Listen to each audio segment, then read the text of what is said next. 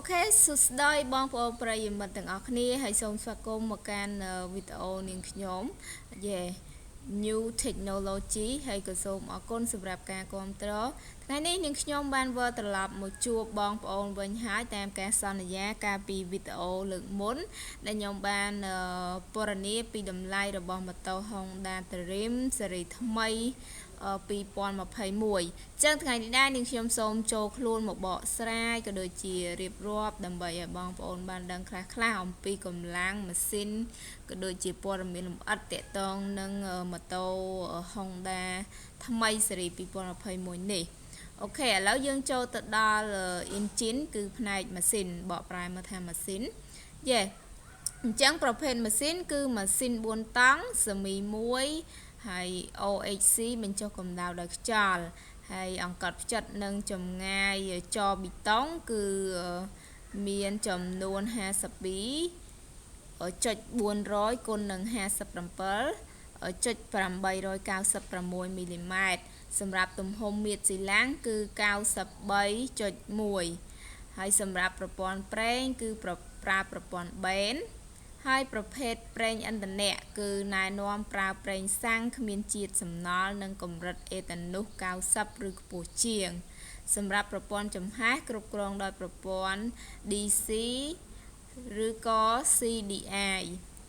ហើយសម្រាប់ប្រព័ន្ធបញ្ចូលចលនាចុងក្រោយគឺច្រវាក់ប្រព័ន្ធលេខគឺជាប្រភេទសើម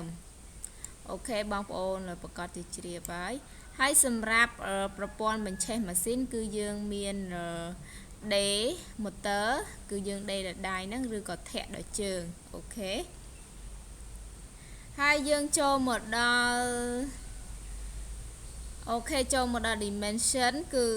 ຂະຫນាតក៏ដូចជាទំហំសម្រាប់ຂະຫນាតក៏ដូចជាទំហំអាសង់ស៊េរីថ្មី021នេះគឺបណ្ដោយគុណនឹងទទឹងគុណនឹងកម្ពស់ដែលបណ្ដោយមាន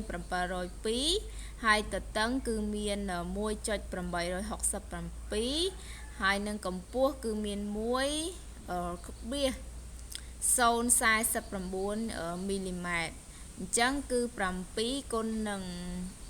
702គុណនឹង 1.867 គុណនឹង 1.049 មីលីម៉ែត្របណ្ដោយគុណទទឹងគុណនឹងកម្ពស់អូខេសម្រាប់ប្រវែងពីកង់មុខទៅកង់ក្រោយគឺមាន 1.199 មីលីម៉ែត្រហើយសម្រាប់ទម្ងន់គឺមាន101គីឡូក្រាមហើយសម្រាប់គម្លាតពីដីគឺមាន135មីលីម៉ែត្រកម្ពស់កែបគឺមានកម្ពស់745មីលីម៉ែត្រចំណុះធុងសាំងគឺមាន 4.0 លីត្រហើយមុំទំរេតចំពោះមុខគឺមាន36អង្សាសេ25សកុងហើយនឹង71មីលីម៉ែត្រតួម៉ូតូប្រភេទប្លាក់ហើយសម្រាប់ប្រព័ន្ធស្បែកប្រាំងគឺប្រាំងមុខឬប្រាំងស្បែកហើយប្រព័ន្ធប្រាំងក្រោយគឺប្រាំងស្បែកដែរហើយប្រព័ន្ធបូមមុខគឺប្រភេទបូមគឺជាប្រភេទបូម telescopic ហើយប្រព័ន្ធបូមក្រោយគឺប្រភេទបូម2អូខេសម្រាប់ព័ត៌មានលម្អិតទាក់ទងនឹងម៉ូតូ Honda Dream ស៊េរីថ្មី2021គឺមានតែប៉ុណ្ណឹងអញ្ចឹងបងប្អូនប្រកាសជាឆ្ងល់ហើយថាមុននឹងយើងទិញរបស់អីមួយយើងត្រូវការដឹងពីចំនួនកម្លាំងម៉ាស៊ីនដឹងពីដងខ្លួនក៏ដូចជា